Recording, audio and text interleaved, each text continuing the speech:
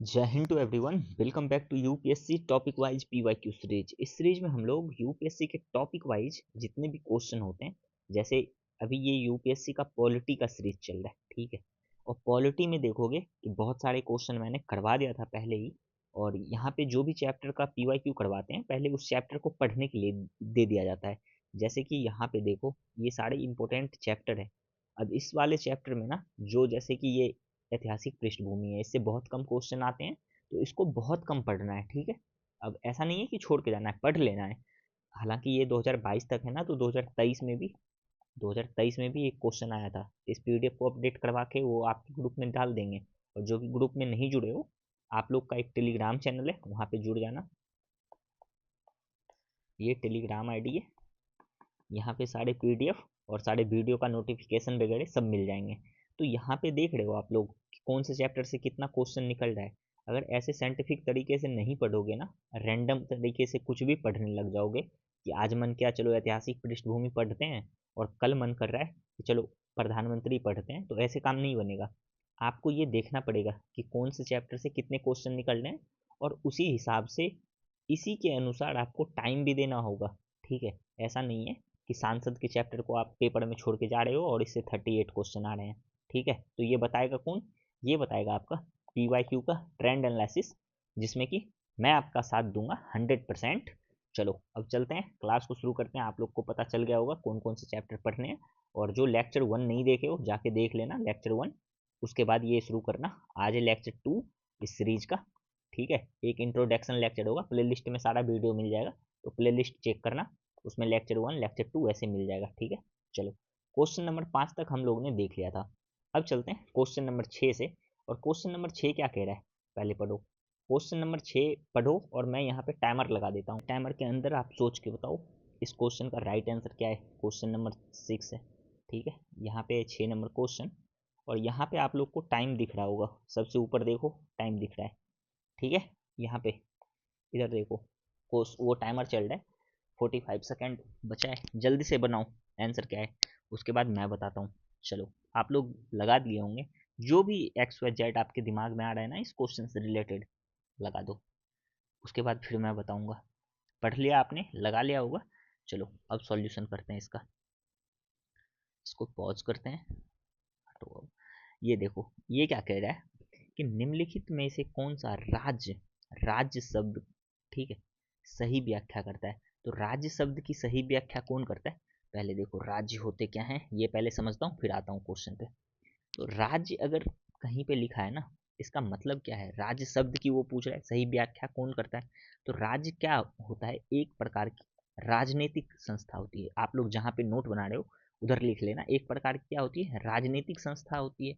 और ये राजनीतिक संस्था को भी संदर्भित करती है। जैसे राज्य होते हैं, तो आप लोग देखते होंगे कि कोई भी राज्य है, वहाँ पे बहुत सारे संस्था बने हैं, ठीक है। हर राज्य का, जैसे यूपी हो गया, एमपी हो गया, हर राज्य का ना राजनीतिक संस्था बने होते हैं, राजधानी होती है।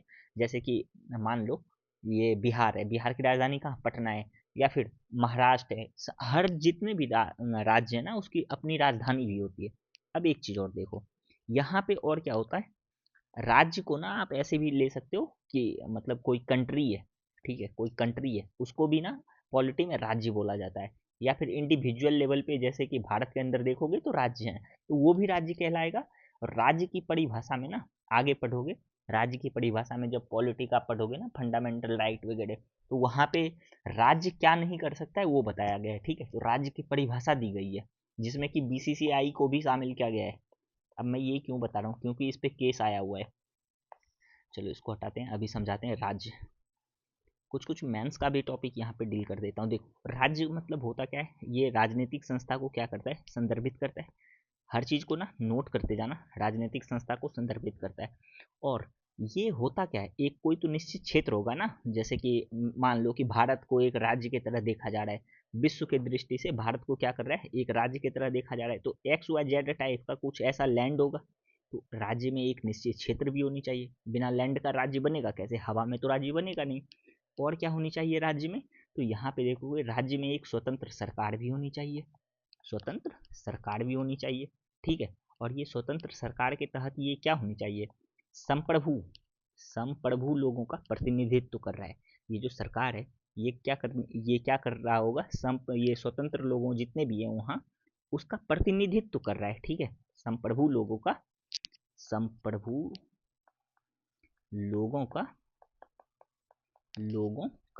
प्रतिनिधित्व करती है। ठीक, और क्या हो सकता है, मान लो कि ये कोई राज्य है। अब ये राज्य कहलाएगा कैसे, इसके पास अपनी लैंड होनी चाहिए, राजनीतिक संस्था को संदर्भित करनी चाहिए, और बाहरी आक्रमण मतलब कोई दूसरा राज्य इस पे अटैक ना कर दे, कोई दूसरा, मान लो कि जैसे यूएसए है, ठीक है, या फिर कोई अदर राज्य वो आके इस पे अटैक ना कर दे। अब मैं बार बार यूएसए बोल रहा हूँ तो राज्य क्यों बोल रहा हूँ, जब मैं विश्व को इंटरनेशनल के दृष्टि से जैसे देखोगे ना, तो इंडिया को फिर वहाँ क्या बोला जाएगा, स्टेट बोला जाएगा। अगर इंडिया के अंदर हो तुम, मान लो ये इंडिया है, इंडिया के अंदर हो, तो इंडिया के अंदर भी बहुत सारे राज्य ऐसे बटे हुए हैं, है ना, तो उसको भी राज्य बोला जाता है। ठीक है, दोनों में क्लियर हो गया होगा कि जब इंडिया के अंदर की बात करेंगे तो इंडिया के अंदर जो स्टेट है उसकी बात करेंगे। ठीक है, वो स्टेट के अंदर में आएगा।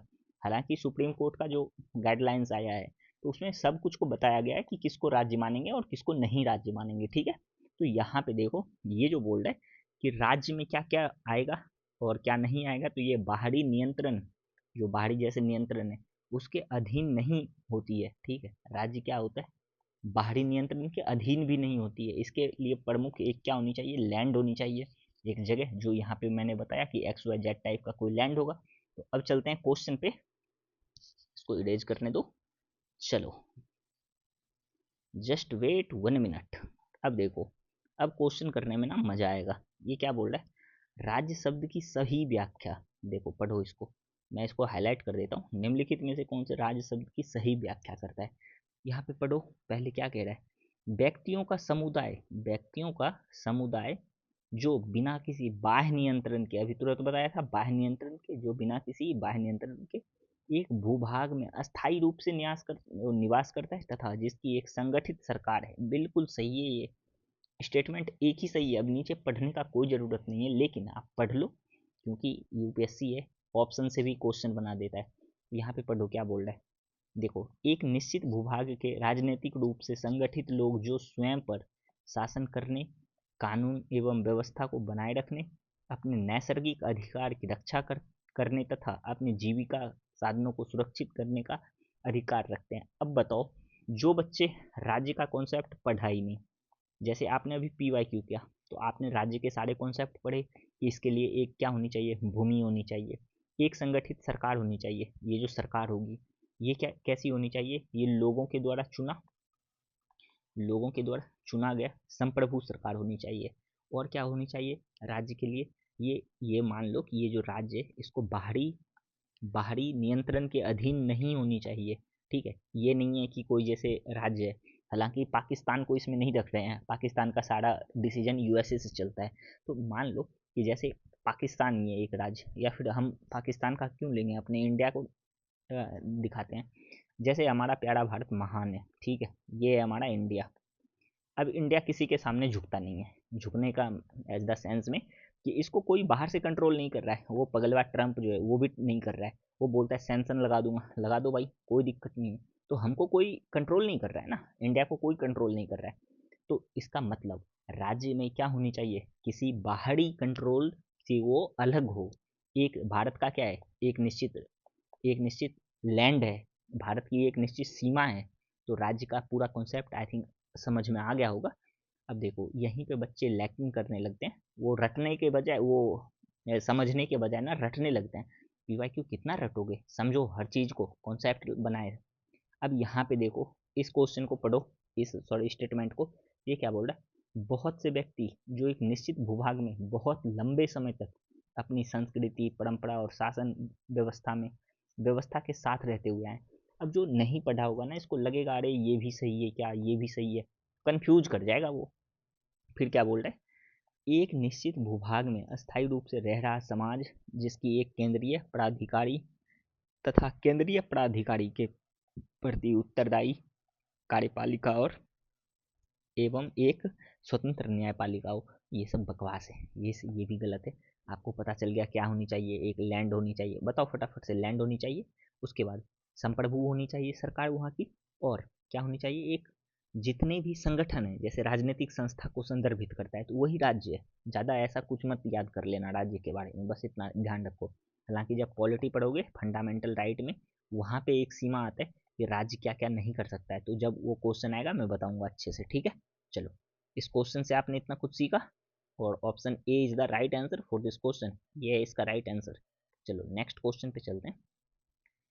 नेक्स्ट क्वेश्चन पढ़ो और लगाने की कोशिश करो, ठीक है। मैं यहाँ पे टाइमर लगा देता हूँ और आप लोग जल्दी से लगाओगे इसको। चलो टाइम, अरे जस्ट वेट 1 मिनट, ये ना बार बार ऐसा क्यों होता है मुझे खुद समझ, अच्छा ये 2 सेकेंड पे फिट हो गया है इसका टाइम। चलो अब जल्दी से लगाने की कोशिश करो। मैं यहाँ से घड़ी को हटाता हूँ, घड़ी यहाँ पे आ चुका है ऊपर। जल्दी लगाओ, पढ़ो। निम्नलिखित में कौन सा कारक किसी उदार लोकतंत्र में स्वतंत्रता की सर्वोत्तम सुरक्षा को नियत करता है, जल्दी बताओ। What is the right answer. आपको यहाँ पे टाइम कितना बचा है, टाइम बचा है 38 सेकेंड। जितना जल्दी हो सकता है लगाओ, और मैं 20 सेकेंड पे ना बंद कर दूंगा। बहुत इजी क्वेश्चन है, ज़्यादा ऐसा कोई क्वेश्चन हार्ड है नहीं, ये आराम से कर सकते हो। ये क्वेश्चन एटलीस्ट कम से कम 5 से 7 बार आपको यूपीएससी के पेपर में ही देखने के लिए मिल जाएगा, तब पता चलेगा पीवाईक्यू कितने रिपीट होते हैं। चलो अब करते हैं टाइमर को बंद। आई थिंक 1 मिनट ना ज़्यादा टाइम दे देता हूँ, थोड़ा कम दूंगा अब से, ठीक है। देखो अगर यहाँ पे एक चीज़ देखोगे तो ये क्या बोल रहा है, यहाँ पे ये बोल रहा है निम्नलिखित में कौन सा कारक किसी उदार लोकतंत्र, उदार लोकतंत्र, ये पढ़ो, किसी उदार लोकतंत्र में स्वतंत्रता की सर्वोत्तम सुरक्षा को नियत करता है। अच्छा देखो, अगर आप लोग एक चीज देखो, सेपरेशन ऑफ पावर पढ़े हो क्या। सेपरेशन ऑफ पावर मतलब होता है शक्तियों की पृथक्करण सिद्धांत। जस्ट वेट, यहाँ पे लिखूं, और ये क्वेश्चन पूछा गया है, देखो 2021 में आया है, ठीक है। तो शक्तियों का पृथक्करण जब पढ़ते हो, शक्तियों का पृथक्करण, ठीक है, इसका सिद्धांत क्या होता है। इसका सिद्धांत होता है विभिन्न भाग के बीच सरकार के विधायी, कार्यकारी और न्यायिक कार्यों के विभाजन पर क्या करता है, ये जोर डालता है। तो सरकार के कार्यकारी हो गया, विधायी कार्य हो गया, मतलब ये न्यायपालिका, कार्यपालिका और विधायिका, ये बोल रहा है तीनों क्या होगा, अलग अलग होगा, सेपरेशन ऑफ पावर, यही तो कहता है शक्तियों का पृथक्करण, ठीक। अच्छा इसमें होता क्या है, यह एक प्रकार का ना ये सीमा लगा देता है कि कौन सा, जैसे कि मान लो विधायिका है, विधायिका क्या काम कर सकती है और क्या नहीं कर सकती, इसका अलग सीमा है। अब न्यायपालिका है तो न्यायपालिका भी कुछ काम कर सकती है, कुछ नहीं कर सकती है, इसकी भी सीमा है, ठीक है। तो ये कर क्या रहा है, ये केंद्रीयकरण को, जैसे कि कोई भी, अच्छा यहाँ पे बताओ, ये तीनों जो शक्ति का ये विभाजन किया गया है, किसी एक को ना फुल पावरफुल नहीं बनाया गया है। अगर आप लोग देखोगे कि जैसे ऐसे चल, मान लो यहाँ पे न्यायपालिका है, यहाँ पे केंद्र पालिका है, ठीक है, और यहाँ पे विधायिका है। तो आप लोग देखोगे कि तीनों जो है ना आपस में कहीं ना कहीं क्या है, जुड़े हुए हैं। अब इन तीनों में कोई एक सोचे कि मनमानी करेंगे तो वो होगा नहीं। अगर न्यायपालिका चाहेगा कि हम मतलब सबसे ऊपर रहें हमेशा, तो इसको महाभियोग नाम सुने होंगे, महाभियोग करके हटा दिया जाता है। अब देखोगे कि ये केंद्रीय पालिका और विधायिका, ये मान लो कि विधायिका ने कोई एक ऐसा बिल बना दिया, ठीक है, कोई एक ऐसा विधि बना दिया, तो उसको न्यायपालिका क्या कर सकता है, न्यायपालिका के पास क्या पावर है, न्यायपालिका के पास पावर है कि उस बिल को, उस कानून को निरस्त कर दे। याद आ रहा है क्या, केशवानंद भारती केस में कुछ ऐसा पढ़े होंगे।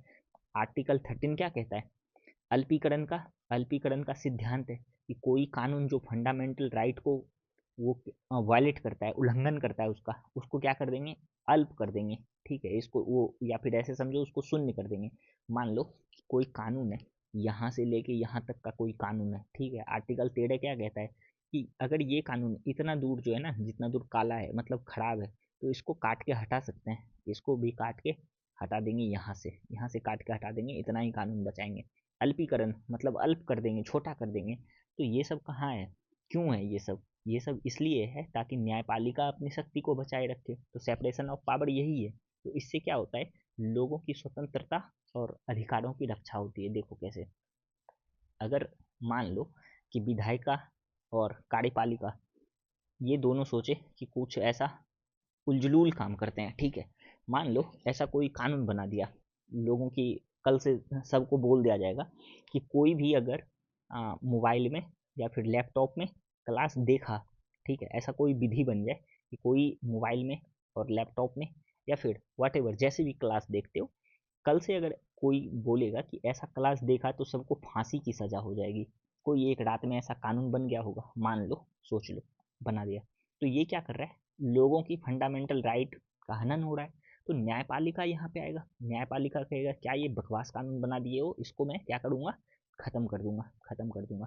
तो ये खत्म करने की पावर है किसके पास, न्यायपालिका के पास।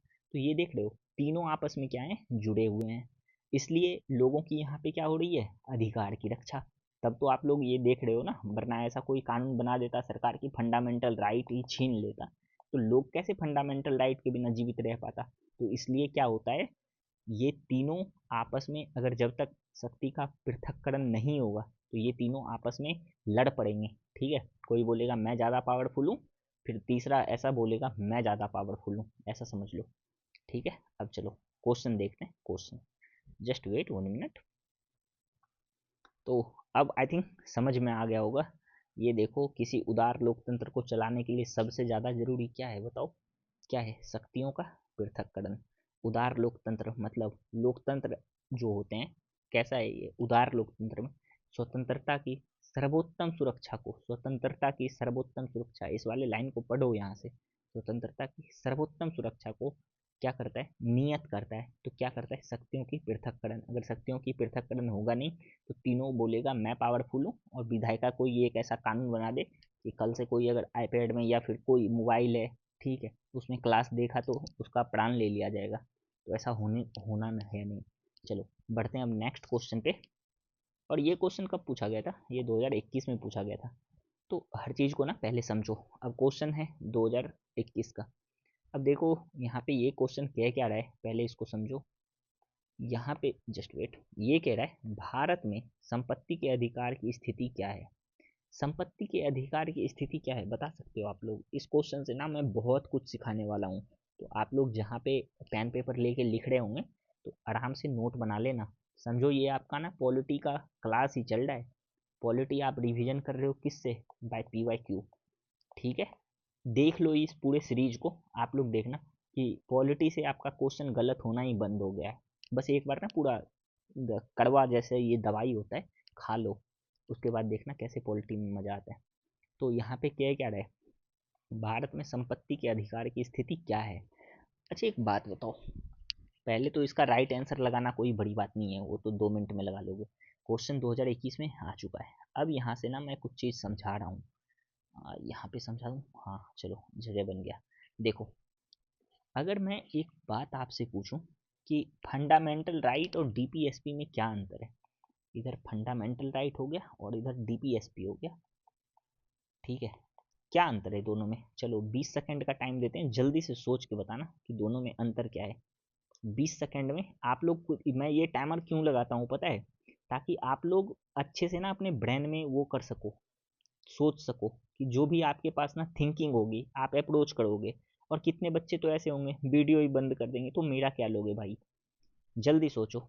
यहाँ पे ये देखो 26 सेकंड 25 सेकंड चल रहे हैं, सोचो क्या हो सकता है।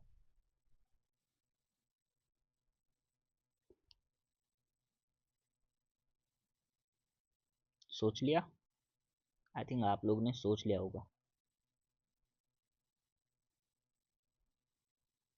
चलो 7 सेकंड टाइम बचे हुए हैं, 5 सेकंड, 4 सेकंड। चलो अब मैं बताता हूँ, ये एंड हो गया। अब चलो देखो, फंडामेंटल राइट आप लोग पता नहीं आई थिंक क्या क्या सोचे होंगे। कुछ तो ऐसे भी होंगे जो इस टाइम पे कुछ गाना वाना तो नहीं सोच रहे थे। अभी एक वो गाना आया है ना, बहुत वो देश सुन के ना रो रहा है, सोच रहे हो कैसे कैसे बेरोजगार घूम रहे हैं सब। देखो, फंडामेंटल राइट को देखोगे तो इसको कानूनी, जिसको कि बोलते हैं संवैधानिक, संवैधानिक अधिकार, अगर इसका हनन होगा ना तो आप डायरेक्ट कहाँ जा सकते हो, या तो सुप्रीम कोर्ट या हाई कोर्ट। लेकिन इसके साथ जो है ना, DPSP के साथ ऐसा कोई सिस्टम नहीं है। अगर इसका हनन होगा, ठीक है, तो आप सुप्रीम कोर्ट या हाई कोर्ट नहीं जा सकते हो। मतलब अच्छा एक चीज सोचो कि ऐसा हुआ क्यों होगा। पहले ये सोचो, फिर मैं बताऊंगा कि मतलब इसके पीछे कारण क्या था। सोचो क्यों हुआ होगा। क्योंकि देखो, डीपीएसपी में ना, मैं ही बताता हूँ, डीपीएसपी में बहुत सारे ऐसे तत्व को रखा गया है, बहुत सारे क्या है, ऐसे तत्व को रखा गया है जिसको कि सरकार अगर बोल दे ना ये होना जरूरी है, अगर ये नहीं होगा तो मैं कटघरे में खड़ा कर दूंगा। अगर ये बोल दे न्यायपालिका कि डीपीएसपी में जितने भी तत्व हैं, ठीक है, कि इसको अगर फुलफिल नहीं किया गया, तो जैसे फंडामेंटल राइट में करते हैं वो सेम काम डीपीएसपी के साथ करेंगे, तो गवर्नमेंट चल नहीं पाएगी, बिल्कुल नहीं चल पाएगी। क्योंकि डीपीएसपी को जब पढ़ोगे, राज्य के नीति निर्देशक तत्व को, तो वहाँ पे देखना यूसीसी वगैरह भी है। क्या यूसीसी, अभी देख रहे हो यूसीसी के लिए सिर्फ इतना विवाद हो रहा है। अब अगर जो इसको फंडामेंटल राइट के जैसा कर दे तो क्या होगा देश में, सोच सकते हो।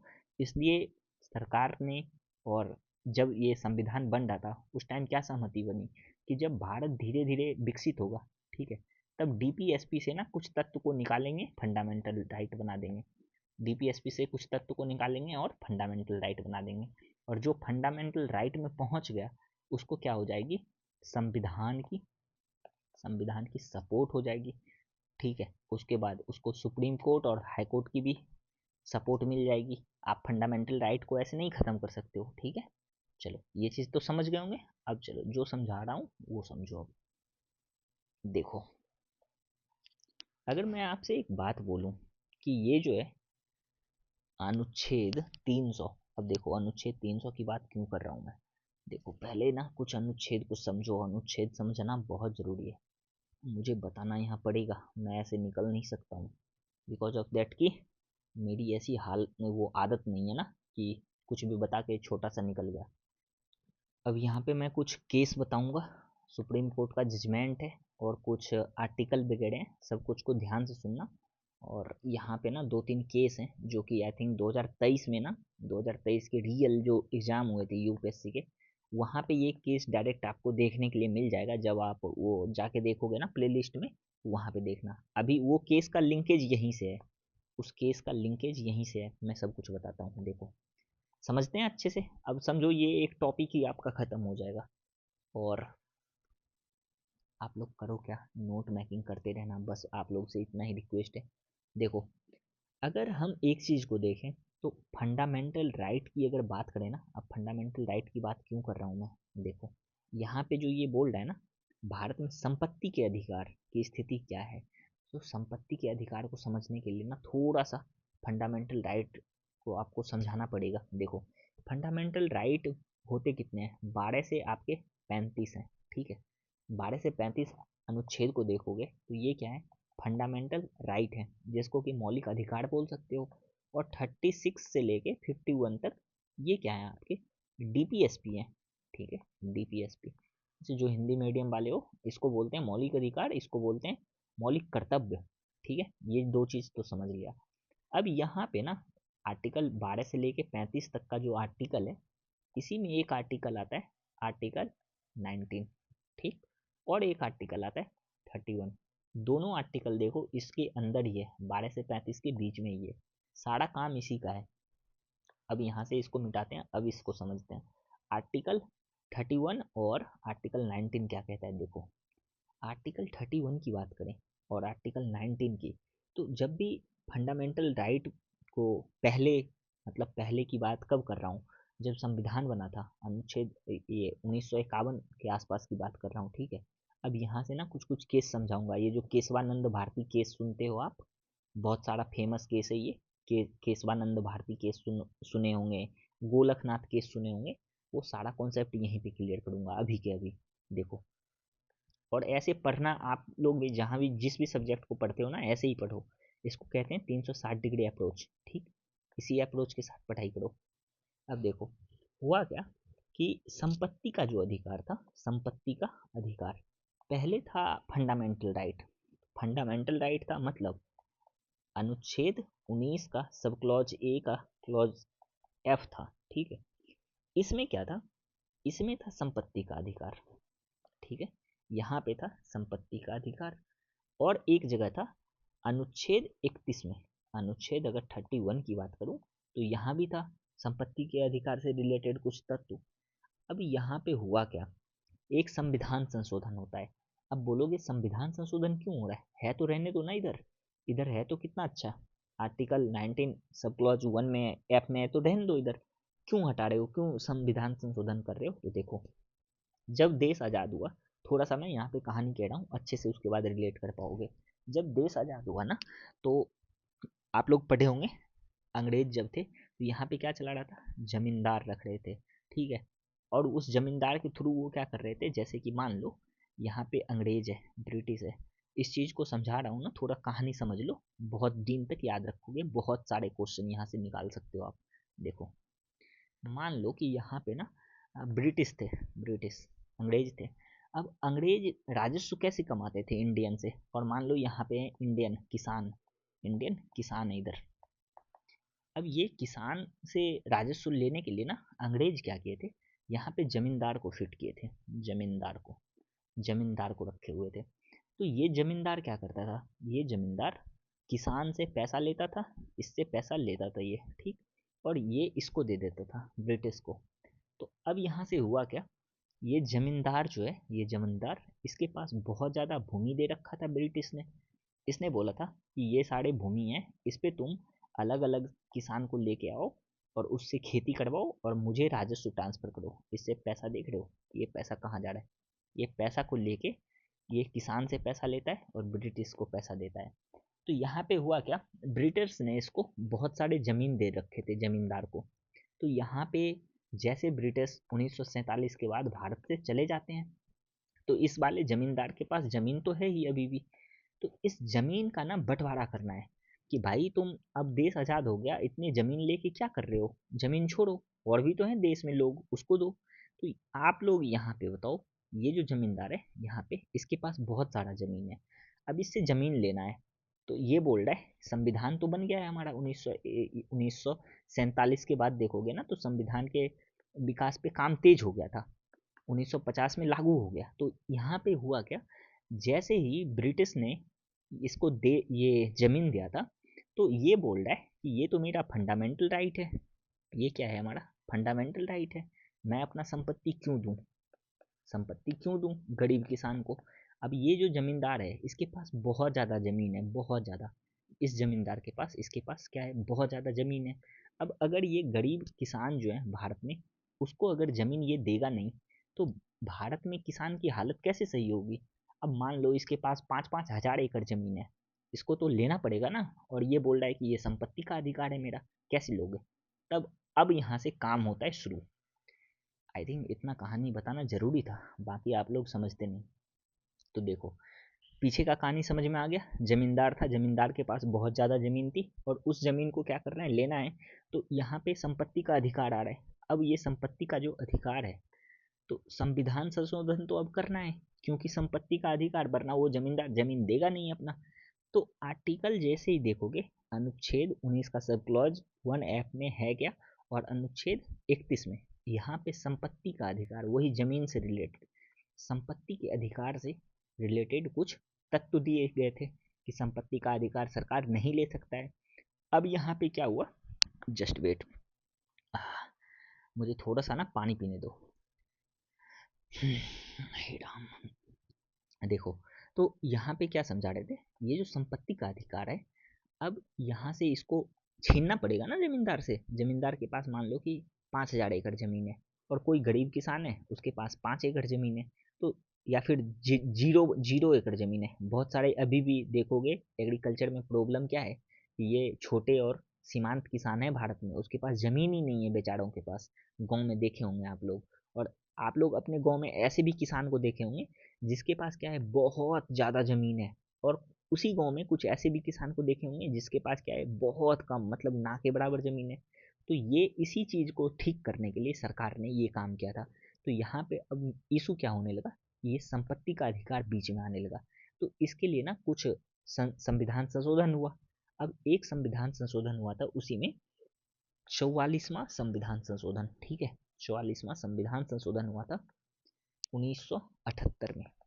44वां संविधान संशोधन कब हुआ, 1978 में। अब इसमें क्या कहा गया, इसमें कहा गया कि ये जो संपत्ति का अधिकार तुम मूल अधिकार बना के बैठे हो ना, मूल अधिकार बना के बैठे हो ना ये संपत्ति के अधिकार को, ये तो अभी मूल अधिकार है ना। और मूल अधिकार का हनन मतलब इसका अगर हनन करेंगे तो ये सुप्रीम कोर्ट पहुंच जाएगा सारा जमींदार।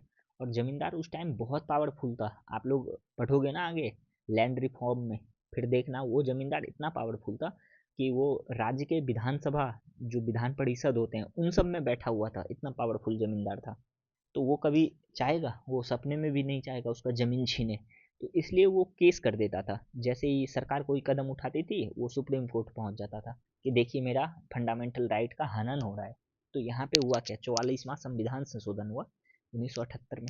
तो यहाँ से एक अनुच्छेद जो है, अनुच्छेद 301, ये अनुच्छेद लिख लेना, अनुच्छेद 301 में ये दोनों अधिकार को, जिसको मैं कलर कर रहा हूँ ना, इसको कहाँ पे उठा के रख दिया, इसको बोला आज से ना तुम कोई फंडामेंटल राइट नहीं हो, चलो इधर।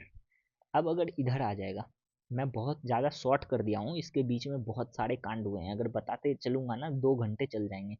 इसके बीच में ना यहाँ से यहाँ तक के बीच में बहुत ज़्यादा काम हुआ है, तब यहाँ पे ये 300 के ए में पहुँचा है। पहले नमी अनुसूची में था, फिर उसके बाद वहाँ से हटाया, तो ये सब अभी रहने दो, वो पॉलिटी का पर्सनल क्लास लूँगा ना तब समझाऊँगा और अच्छे से समझोगे। तो ये डायरेक्ट समझो कि अनुच्छेद 19 सब क्लॉज 1F को और अनुच्छेद 31 को उठा के कहाँ डाल दिया, अनुच्छेद 300 ए में। अब यहाँ पे ना आप लोग कुछ केस पढ़े होंगे, कौन सा केस पता है, आप लोग पढ़े होंगे सज्जन सिंह केस, शंकरी प्रसाद केस और गोलकनाथ केस, पढ़े हो क्या ये केस। तो देखो इस तीनों केस को भी समझते हैं। अब देखो मेन चीज़ मेरे साथ दिक्कत क्या है ना, मैं कोई भी क्वेश्चन आता है उसके पीछे जितने भी कॉन्सेप्ट हैं हर कॉन्सेप्ट को आपको बता देता हूँ। अब खुद सोचो इस क्वेश्चन को बताने में मुझे कितना समय लगता, मुश्किल से 2 से 5 सेकंड, आपको राइट आंसर बता के आगे बढ़ सकता था मैं। लेकिन इसके पीछे का ये सारा कॉन्सेप्ट समझना बहुत ज़्यादा ज़रूरी है। अभी आपने समझा ज़मीन क्यों छीनी जा रही थी, ज़मीन क्यों छीनी जा रही थी, संपत्ति का अधिकार का क्या वो नाटक था। अब समझोगे ये सारे जो केस आ रहे हैं ये कौन सा केस है, क्यों आ रहे हैं केस, चलो अब समझाता हूँ, जस्ट वेट 1 मिनट। देखो यहाँ पे समझाता हूँ, हुआ क्या था ना कि जमीन जैसे छीनी जाने लगी, तो जमीन छीन रहा था, सरकार बोल रहा था कि भाई तुम जमींदार को कि इतने इतने जमीन क्यों रख रहे हो, कुछ जमीन गरीब को दो, उधर भी। तो यहाँ पे क्या होने लगा, वो जो जमींदार है वो बोल रहा है नहीं दूंगा जमीन मैं किसी गरीब को, कोई आप खुद सोचो ना, आप अपना पैन तक नहीं देते हो किसी को, वो अपना जमीन क्यों दे। तो ये नहीं दे रहा था। तो इसी मामले में ना एक केस हुआ था, ठीक है, यहाँ पे सज्जन सिंह केस और शंकरी प्रसाद केस, ये 2 केस हुए थे, ठीक है। तो यहाँ पे इस दोनों केस में सुप्रीम कोर्ट ने क्या कहा, इस दोनों केस में सुप्रीम कोर्ट ने कहा, शंकरी प्रसाद और सज्जन सिंह के केस में सुप्रीम कोर्ट बोले कि संसद जो है, सांसद कोई भी कानून, ये कोई भी विधि बनाकर ना फंडामेंटल राइट को ख़त्म कर सकती है, मतलब इसका हनन कर सकती है, फंडामेंटल राइट का ख़त्म, वो उसको ख़त्म कर सकती है। अब सोचो जमींदार के दिल पे क्या सांप लौट रहा होगा। इन्होंने बोला कि सज्जन सिंह केस में ध्यान रखना, ये कौन से केस हैं, सज्जन सिंह केस और शंकरी प्रसाद केस, इसमें क्या बोला कि सांसद जो है विधि बनाकर फंडामेंटल राइट को खत्म कर सकता है, यहाँ तक कि संविधान संशोधन भी कर सकता है, यहाँ तक बोल दिया किसने, सुप्रीम कोर्ट ने। अब एक केस और आता है, वो केस का नाम है गोलकनाथ केस। अब ये गोलकनाथ केस क्या है, अब ये सोचो ये सज्जन सिंह और शंकरी प्रसाद केस में ये जो सुप्रीम कोर्ट ने अपना निर्णय दिया, तो आपको लगता है जमींदार मान गए होंगे इतने आराम से कि हाँ जाओ ठीक है, फंडामेंटल राइट का हनन कर सकते हो तुम, कोई संविधान का कानून ऐसा बना दो, ये जो है सांसद ऐसा कोई कानून बना दे जिससे कि जमींदार का जमीन चला जाए, तो ये तो फंडामेंटल राइट जो है जमींदार का खत्म हो रहा है फिर। तो यहाँ पे जमींदार क्या किए, अब यहाँ पे होता है एक गोलकनाथ का केस, गोलकनाथ के केस में क्या हुआ, यहाँ पे फिर से जमीन छीनी गई। अभी आप पढ़ोगे ना जितने भी चीज़, यहाँ पे जमीन ही छीनी जा रही थी उस टाइम, क्यों, क्योंकि ब्रिटिश जमींदार को बहुत सारे जमीन दे के चले गए थे, उसी को तो लेना था। तो इसी के कड़ी में आप एक चीज़ और पढ़ते हो, भूदान आंदोलन वगैरह चले थे, ठीक है। ये सब लैंड रिफॉर्म का टॉपिक है, आगे कभी पढ़ाऊंगा पॉलिटी तो बहुत अच्छे से समझाऊंगा। और अभी प्रीलिम्स के लिए देखो। तो यहाँ पे गोलकनाथ का जब केस हुआ तो गोलकनाथ के केस में क्या कहा गया, गोलकनाथ के केस में कहा गया कि ये जो तुम शंकरी प्रसाद और सज्जन सिंह में बोल दिए हो ना कि फंडामेंटल राइट का हनन कर सकता है, सुप्रीम कोर्ट फंडामेंटल ये जो बोल रहा है, सुप्रीम कोर्ट ने क्या बोला कि सांसद कोई एक ऐसा विधि बना दे उससे वो क्या कर सकता है, फंडामेंटल राइट को खत्म कर सकता है, यहाँ तक कि संविधान संशोधन भी कर सकता है। लेकिन गोलकनाथ में वही सुप्रीम कोर्ट अपने बात से क्या हुआ, पलट गया। यहाँ पे वो पलट गए सुप्रीम कोर्ट, और सुप्रीम कोर्ट बोल रहे हैं कि सज्जन सिंह और शंकरी प्रसाद केस में जो डिसीजन दिया था ना, उस डिसीजन से मैं एग्री नहीं करता हूँ। अब आप कोई भी कानून बना के फंडामेंटल राइट का हनन नहीं कर सकते हैं, समझ गए। तो गोलकनाथ केस में क्या आया जजमेंट कि आप कोई भी कानून बना के फंडामेंटल राइट का हनन नहीं कर सकते हैं, मतलब जमींदार का जमीन नहीं छीन सकते हैं। अब इसके बाद एक केस और देखोगे, इसके जस्ट आगे आता है केशवानंद भारती केस, और यहीं पे आता है मूल संरचना का सिद्धांत। हालांकि वो आगे क्वेश्चन में आएगा तो मैं उसको समझा दूंगा, ठीक है। तो इतना कुछ आपने समझा, केशवानंद भारती केस क्या था, सज्जन सिंह केस क्या था, गोलकनाथ केस क्या था, ठीक। जस्ट वेट, इसको इरेज करने दो।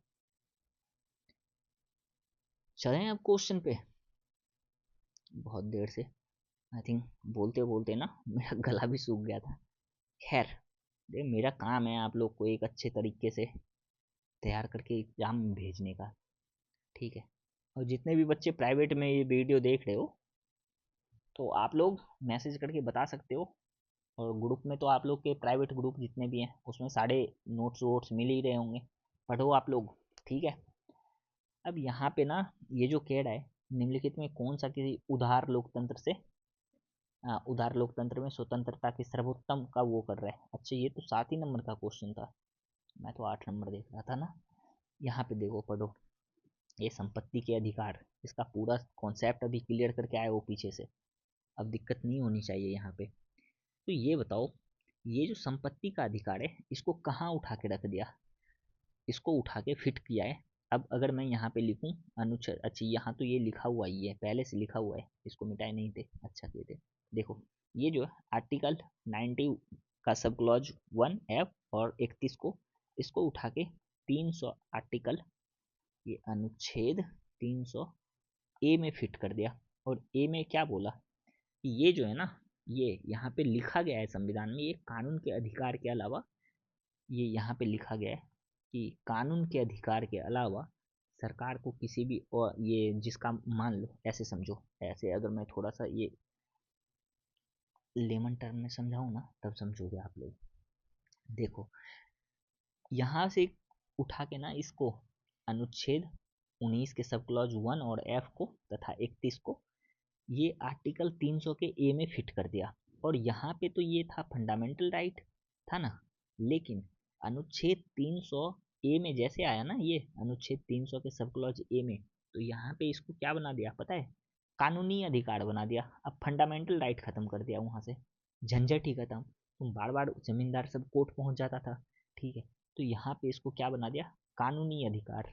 अब फंडामेंटल राइट नहीं है, अनुच्छेद 19A का सब क्लॉज अगर F देखोगे और 31 देखोगे तो ये फंडामेंटल राइट नहीं है, अब ये है क्या, कानूनी अधिकार बन चुका है। अब यहाँ से ना एक चीज और कहा गया कि कानून के अधिकार के अलावा किसी भी व्यक्ति को उसकी संपत्ति से वंचित नहीं किया जाएगा। मतलब कहने का मतलब है, कानून के अधिकार के अलावा किसी भी व्यक्ति को उसके संपत्ति से वंचित नहीं किया जाएगा। तो यहाँ पे एक चीज़ और आता है, एक और कॉन्सेप्ट आता है, सीलिंग इफेक्ट का कॉन्सेप्ट आता है, ठीक है। वो सब जानना अभी ज़रूरी नहीं है प्रीलिम्स के लिए, वरना पता चलेगा मैं यहाँ पे ना 2-3 घंटे का लेक्चर ले सकता हूँ पर्सनली इस क्वेश्चन पे। तो ये जानना अभी ज़रूरी नहीं है, बस इतना समझ लो कि अनुच्छेद 300 के ए में जो इसको रखा गया है, यहाँ पे इसको कानूनी अधिकार प्राप्त कर दिया गया है। और ये जो यहाँ पे रखा गया था, ठीक है, आर्टिकल 19 सब क्लॉज 1 के सब क्लॉज F में जो रखा गया था और 31 में जो ये रखा गया था, यहाँ पे था ये मौलिक अधिकार, जिसको फंडामेंटल राइट बोलते हैं ना, मौलिक अधिकार था, और यहाँ पे आके कानूनी अधिकार बन गया, ठीक। तो यहाँ पे अब चलो क्वेश्चन पे, अब यहाँ पे समझ में आएगा। जस्ट वेट, इसको थोड़ा छोटा कर दें, इरेज करता हूँ इसको।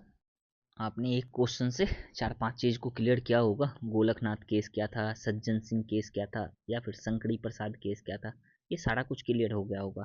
ठीक है, अब भूलोगे नहीं संपत्ति का अधिकार में क्या वो इन तीनों केस के पीछे क्या कारण था, 44वां संविधान संशोधन क्यों हुआ था। ठीक है, आर्टिकल 13 के सब क्लॉज ए में ये फंडामेंटल राइट को क्यों डाला गया था। और इस बीच में ना एक और चीज था, नौवीं अनुसूची, मैं उसको नहीं बताया क्योंकि अगर इसको बताता ना बहुत ज़्यादा टाइम चला जाता। ठीक है, आगे बता दूंगा, अगर कहीं पे आएगा ना क्वेश्चन बता दूंगा। यहाँ पे देखो, अब यहाँ पे पढ़ोगे ना इस क्वेश्चन को अच्छे से समझ में आएगा। बताओ यहाँ पे ये इसका राइट आंसर क्या है, क्वेश्चन नंबर 8 का। ये क्या बोल रहा है, यह विधिक अधिकार है जो केवल नागरिक को प्राप्त है। क्या ऐसा है क्या, ये विधिक अधिकार है जो केवल नागरिक को प्राप्त है, ऐसा है क्या। यह विधिक अधिकार है जो किसी भी व्यक्ति को प्राप्त है। अब ये जो कथन है ना, ये कथन, ये है आपका राइट, ये कथन आपका राइट है। अब ये किसी भी व्यक्ति को प्राप्त है और यहाँ पे कह रहा है केवल नागरिक को प्राप्त है, तो दोनों में ना अंतर क्या है कि कुछ फंडामेंटल राइट ऐसे हैं, कुछ फंडामेंटल राइट क्या है ऐसे हैं जो सिर्फ इंडियन को है और विदेशी को, मतलब फॉरेन कंट्री के जितने भी आ रहे हैं ना, जितने भी फॉरेनर आ रहे हैं उसको नहीं है, सिर्फ किसको है, इंडियन को। तो आप लोग को एक काम दे रहा हूँ, आप लोग अभी के अभी आप लोग सर्च करो कि कौन कौन से आर्टिकल ऐसे हैं जो सिर्फ इंडियन को हैं, सिर्फ इंडियन के लिए फंडामेंटल राइट सिर्फ इंडियन के लिए हैं और विदेशी के लिए नहीं है। ये सर्च करके ना आप खुद से अपनी नोट में लिख लेना, या फिर अगर नहीं लिखोगे तो बहुत सारे बच्चे को तो याद भी होगा, बहुत आसान है। ठीक है, चलो मैं एक हिंट और दे दूं क्या, ये जितने भी आर्टिकल है ना ये 30 के अंदर ही है। चलो ये भी हिंट दे दिया, अब कर लेना। चलो यहाँ पे चलते हैं, नेक्स्ट क्वेश्चन देखते हैं। आई थिंक ज़्यादा लंबा लेक्चर तो नहीं हो रहा है, या फिर संविधान की मुख्य विशेषता, चलो इसको ना कल से ही डील करेंगे। ठीक है, नया चैप्टर है, इसको कल से ही डील करेंगे तो मज़ा आएगा। ठीक है, आप लोग पढ़ते रहो और इसी तरह से PYQ करते रहो। धीरे धीरे हम नहीं कर रहे हैं PYQ, आप लोग समझो। जिसको भी लग रहा है ना कि धीरे धीरे PYQ हो रहा है, नहीं, धीरे धीरे PYQ नहीं कर रहे हैं, बहुत तेजी से कर रहे हैं। मैं पूरा थीम के साथ समझते हुए कर रहा हूँ ना, इसलिए आपको लगता होगा अरे 3 ही क्वेश्चन हुए, 3 क्वेश्चन के पीछे तो देखो आपके कॉन्सेप्ट कितने क्लियर हुए। ठीक है, तो ऐसा कोई मत समझना कि धीरे धीरे चल रहा है सीरीज, नहीं, बिल्कुल अपने पेस पे चल रहा है। चलो मिलते हैं आप लोग से कल फिर एक नई क्लास में नई वीडियो के साथ, तब तक के लिए जय हिंद, जय भारत, मुस्कुराते रहिए, पढ़ते रहिए। ठीक है।